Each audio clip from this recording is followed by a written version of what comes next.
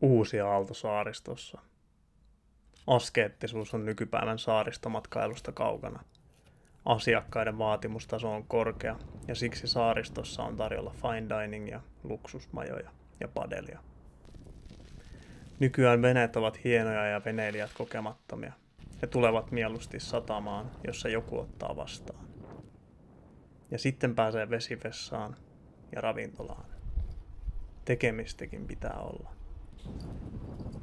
Tämä on Ylen kirjoitus alkukesästä. Ja se pomppasi mun silmiin jostain syystä. Tänään. Ja mä oon kirjoittanut 2 päivää sitten omia ajatuksia, jotka menee näin. Tahdon yksinkertaista, vaatimatonta, riittävää. Vain välttämättömyydet, en enempää. Elän maailmassa, missä kaikkea tarvittavaa on, sekä kaikkea ylimääräistä.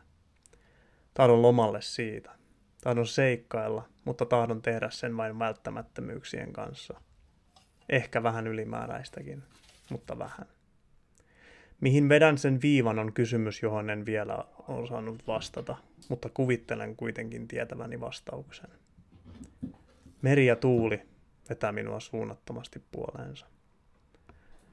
Ei kuitenkaan isot purjeveneet ja hyvät oltavat, vaan pienet purjeveneet ja riittävät oltavat. Meren läheisyys ja yhteys siihen. Kaipaan yksinäisyyttä ja etäisyyttä tähän kaikkeen meluun ja tyhjään huuteluun. Kaipaan ajattomuuteen ja luonnollisuuteen, puhtaaseen ja ainakin kuvitteellisesti autenttiseen kokemukseen luonnonvoimien kanssa tanssiessa. Vaahtopäät, merikotkat ja tuulessa huojuvat männyt kallioisilla saarilla. Jatkuva liike, saaristo, meri. Seikkailun janoni on näin ollen kasvanut, mutta ennen kaikkea selkeytynyt. Kyse on enemmän hyvinvoinnista ja kaipuusta kuin näyttämisestä ja haastamisesta. Vähemmästä kuin enemmästä. Yksinkertaisuudesta ja rauhasta.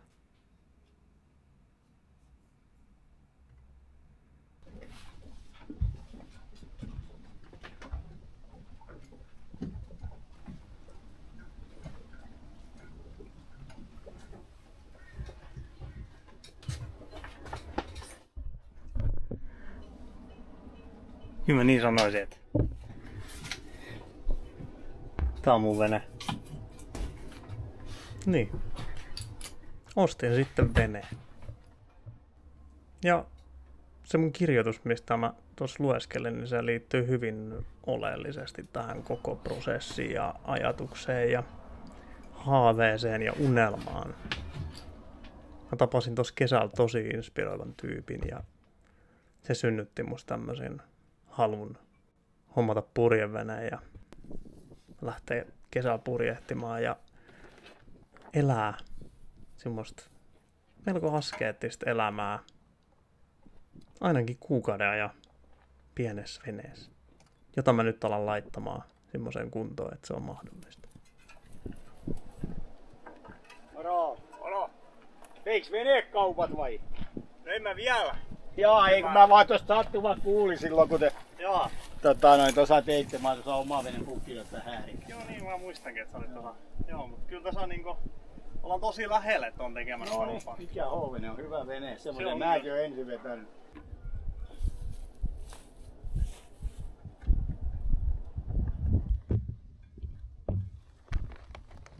Luikahdin tommosesta portista sisään, kun oli auki tossa.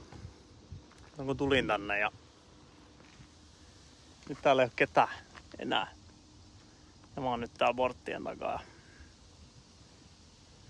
Ei tässä silleen mikä hätä on, mutta tunnin päästä mun pitäisi olla Piisparistilla katsomassa veneen loppuvarusteita. Ja siinä mä luulen, että mä rupeen hieroa kauppaa. Katsotaan nyt kuin mun käy. Pääsen mä täältä pois.